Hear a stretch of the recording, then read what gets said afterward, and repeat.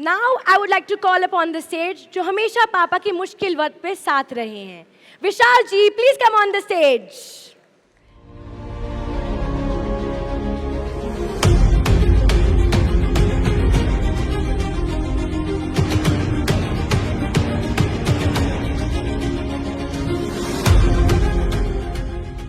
तो ये बात उस वक्त की है जब हम अपना मकान बेच रहे थे और पापा को पैसों की बहुत ज़रूरत थी।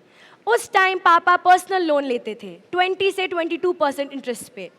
आज हम लोन सिर्फ 7 या 7% पे इंटरेस्ट लेते हैं, लेकिन उस ज़माने में लोन लेना इतना आसान नहीं होता था। उस वक्त विशाल जी पापा के पास आए, डीएसए के थ्रू आए थे लोन के लिए। बहुत लोग कहते थे राजीव जी लोन लेते हैं, ये पैसे चुका नहीं पाएंगे, लेकिन हमने ना सिर्फ सारे लोन्स टाइम पर चुकाए बल्कि कंपनी को भी आगे बहुत बढ़ाया है। फिर एक बार पापा को दोबारा लोन की ज़रूरत पड़ी और पापा ने बिना सोचे समझे विशाल जी को बुला लिया, क्योंकि पापा को विशाल जी पे बहुत भरोसा है। पापा ने उनसे पूछा क्या करते हो, कितना काम कमा लेते हो, घर कैसे चला रहे हो। और फिर पापा ने कहा तू मेरे पास आ जा। और जैसे पापा हमेशा कहते हैं, जो एक बार पापा के पास आ जाता है वो फिर कभी जाता नहीं। विशाल जी आए और आज तक हमारे साथ है। आज कंपनी की सारी बैंकिंग, सारे लोन, सारे लीगल काम सब विशाल जी ही तो संभालते हैं।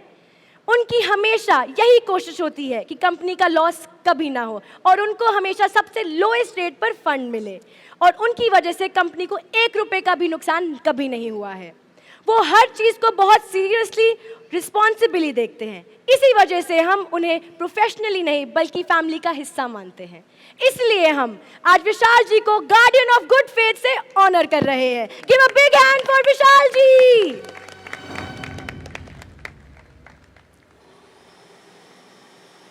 बहुत बहुत लव।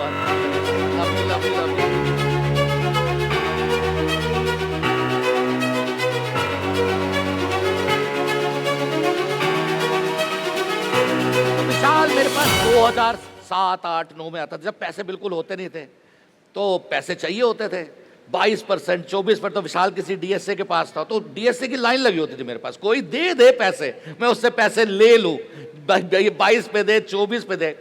तो विशाल मेरे को कहता भाई साहब क्यों ले रहे हो इतना महंगा लोन। मैं कहा भाई पैसे चाहिए। और मुझे बहुत अच्छा लगा ये, बहुत इसका बोलने का तरीका, इसका बिहेव मुझे बहुत अच्छा लगा। तो एक बार और जरूरत पड़ी तो फिर मैंने विशाल को बुलाया, फिर मैंने इसको अपने पास ही बुला लिया। मैं कहा भाई तू मेरे पास ही रहे। Love you love you love you.